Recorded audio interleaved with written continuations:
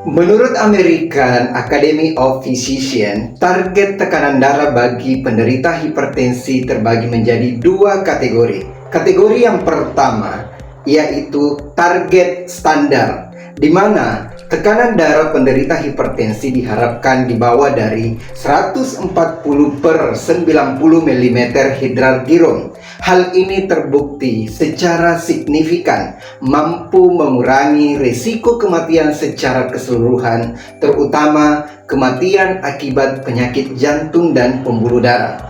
Target yang kedua adalah target yang lebih rendah lagi, namun ini bersifat opsional, di mana penderita tekanan darah tinggi diharapkan tekanan darahnya di bawah dari 135 per 85 mm hidrargiron. Target ini dapat dipertimbangkan untuk mengurangi risiko serangan jantung. Namun, harus ekstra hati-hati jika ingin menargetkan tekanan darah di bawah 135 per 85 mm hidrargiron, karena dapat mengakibatkan efek pingsan secara mendadak maupun penurunan tekanan darah secara signifikan atau biasa disebut dengan hipotensi. Oleh karena itu, target tekanan darah bagi penderita hipertensi ini harus melihat kondisi kesehatan dari penderitanya. Nah, Bapak Ibu sekalian dimanapun berada, mungkin ada yang bertanya, apa itu prahipertensi atau mendekati tekanan darah tinggi?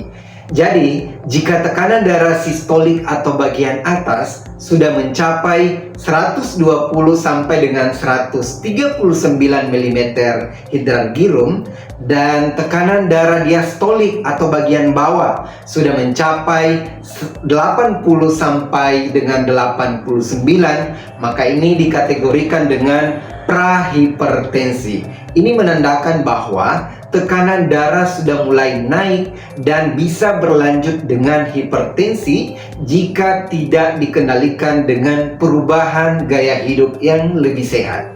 Kemudian, apa itu hipertensi tingkat 1 atau tekanan darah tinggi derajat pertama? Jika tekanan darah sistolik sudah mencapai 140 sampai dengan 159 mm hidrargiron dan tekanan darah diastolik atau bagian bawah sudah mencapai 90 per 99, berarti ini masuk dalam kategori hipertensi derajat 1. Ini membutuhkan perubahan gaya hidup dan mungkin saja Bapak Ibu yang tekanan darahnya hipertensi derajat 1 ini sudah memerlukan pengobatan dari dokter. Nah, Bapak Ibu sekalian, selanjutnya kita akan membahas hipertensi derajat kedua atau tekanan darah tinggi tingkat kedua. Seseorang dikatakan menderita hipertensi derajat kedua jika tekanan darah sistol atau bagian atasnya sudah mencapai 160 sampai dengan 179 mm hidrargiron dan tekanan darah diastolik atau bagian bawahnya sudah mencapai 100 hingga 109 mm hidrargiron. Ini adalah kondisi yang sangat serius. Dan biasanya penderita hipertensi derajat kedua ini membutuhkan pengobatan dan pemantauan yang ketat dari dokter. Oleh karena itu, penderita hipertensi derajat kedua ini sangat disarankan, sangat dihimbau untuk minum obat secara teratur sesuai dengan anjuran dari dokter. Nah, Bapak Ibu sekalian, tadi kita sudah membahas nilai tekanan darah normal, tekanan darah prahipertensi, hipertensi tingkat 1, dan hipertensi tingkat kedua. Sekarang kita akan membahas hipertensi derajat ketiga. Jika tekanan darah sudah mencapai sama dengan atau lebih dari 180 per 110 mm hidrargiron, maka ini dikategorikan dengan hipertensi derajat ketiga. Kondisi ini disebut juga dengan krisis hipertensi dan sangat membahayakan nyawa.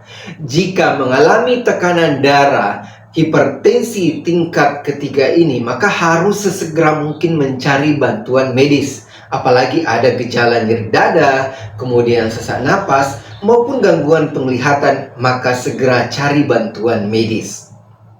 Tahap yang terakhir adalah hipertensi resisten atau tidak berespon dengan obat-obatan, di mana tekanan darah tetap di atas 140/90